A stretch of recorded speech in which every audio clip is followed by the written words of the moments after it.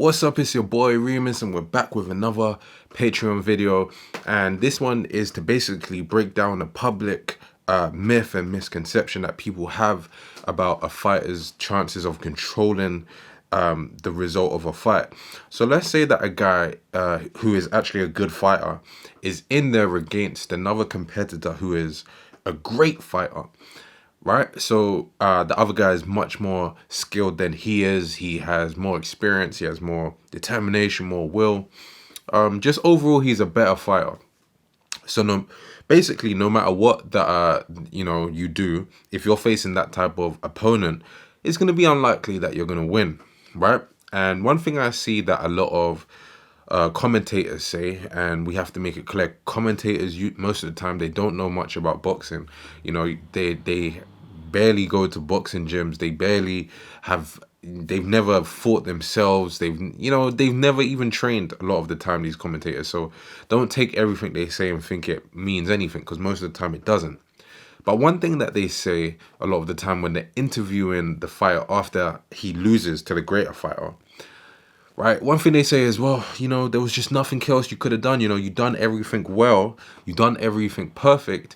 It's just that the other guy was better.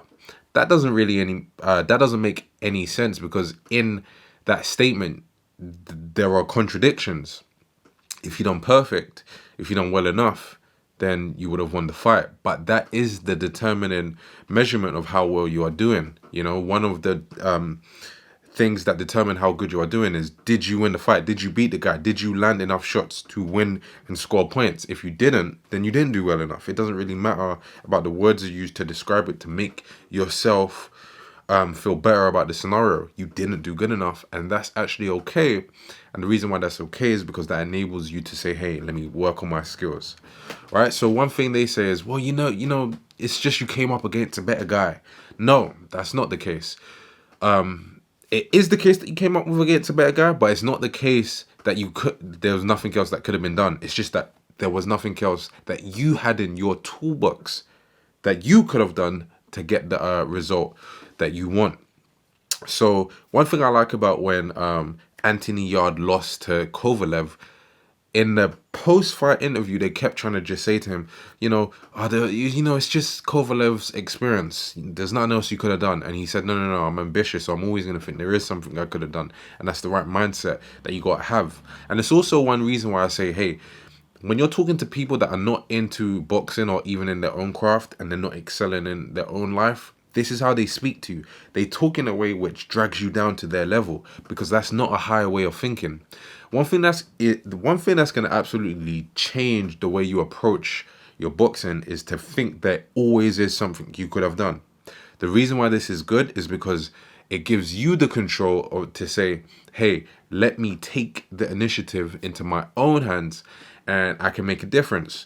So if you don't do well in sparring, there's something you need to work on. If you didn't do well in a fight, there's something you need to work on, and you never be complacent, right? And say, well, it's just the other guy. No, you are the center of your universe. You are the center of everything that is happening.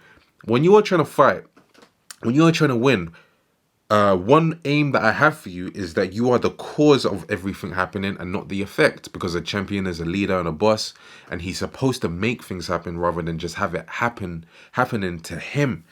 One way you can get this mindset is by saying to yourself, there is always something I could have done. There is always something I can change. There's always a way that I can influence the opponent. It's never just down to him, because why should that guy be so great and so big and so massive, and why is he so important that he has so much control over you? No, he doesn't have control.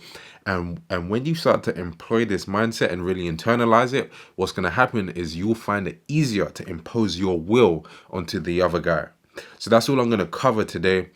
This is a very big thing, because it's something that I think even the biggest fighters in the world, they suffer from this type of issue, right? And if you can be the one to take it, if you can be the one to conquer this issue, then you separate yourselves from the competition.